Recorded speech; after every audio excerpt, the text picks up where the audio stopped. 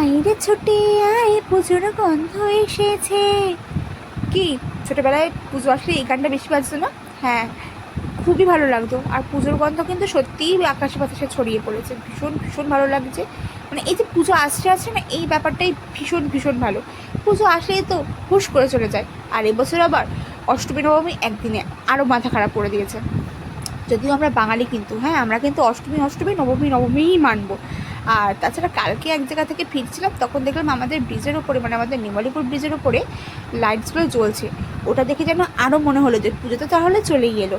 এটা যখন লাইটসগুলো জ্বালিয়ে আসলে দেখে নিচ্ছিল যে লাইটসগুলো সব ঠিকঠাকভাবে জ্বলছে কিনা। তবে এখন কিন্তু আর লাইটসগুলো জ্বলছে না, সেদিনকের জন্যই শুধু জ্বালিয়েছিল। যাই হোক, আবারও চলে আসবো পুজোর সময় নতুন নতুন ব্লগ নিয়ে।